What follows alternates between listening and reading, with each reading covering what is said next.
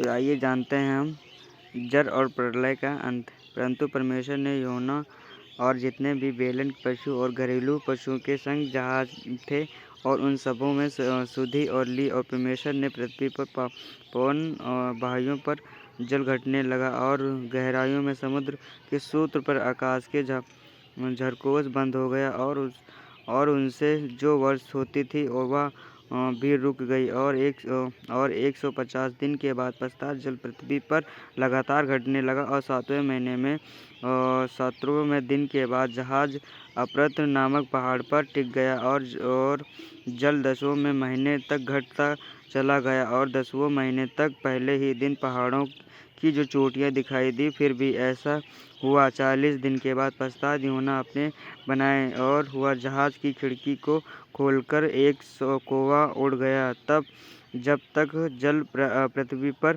से सूख न गया तब तक कौवा ने इधर उधर फिरता रहा। और फिर उसने अपने पास से एक कबूतरी को भी उड़ा दिया और देखा कि जल भूमि पर से घट गया और कि नहीं उस कबूतरी ने अपने पैरों के टटने के लिए कोई आधार न मिला तो वह उसके पास जहाज पर लौट आई, क्योंकि सारी पृथ्वी पर ऊपर जल ही जल छा गया था। तब उसने हाथ बढ़ाकर उनसे कहा, अपने आप से कहा, मैं ले लिया।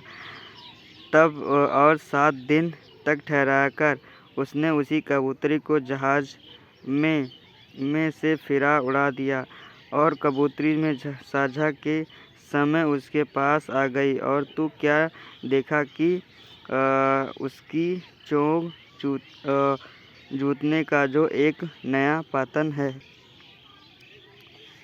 से और यूहन्ना ने जान लिया कि पृथ्वी पर घट गया है। फिर भी उसने 7 दिन तक ठहराकर उसी कबूतरी को उड़ा दिया और वह फिर भी उसके पास फिर भी लौटकर नहीं आई। यूहन्ना की आयु के 600 वर्ष के बाद पहले महीने के पहले ही दिन पृथ्वी पर सूख गया।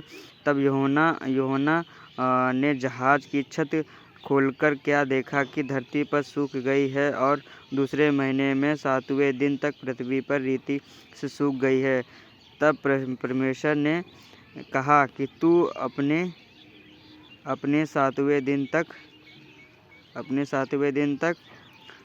परमेश्वर ने यूहन्ना के कहा कि तू अपने पुत्र अपनी बहुओं के साथ समेत जहाज से निकलकर क्या तू पक्षी, क्या पशु, क्या सब भांति के रेंगने वाले जंतुओं जो पृथ्वी पर रेंगते हैं, जितने शरीरधारी और जीवजंतु के संग है, उन सबों को अपने साथ निकलकर ले गया। और पृथ्वी पर उसने बहुत ही ऊंचे बच्चे और उपत्र रहा और वह फूल फले और पृथ्वी पर फैल जाए। और तब यूहन्ना ने उसके पुत्र को अपनी और बहुएं निकाल आई और सब चुप रेंगने वाले जंतुओं में पक्षी और जितने जीवजंतु पृथ्वी पर चलते फिरते हैं, सब जाति के करके जहाज से निकल आए।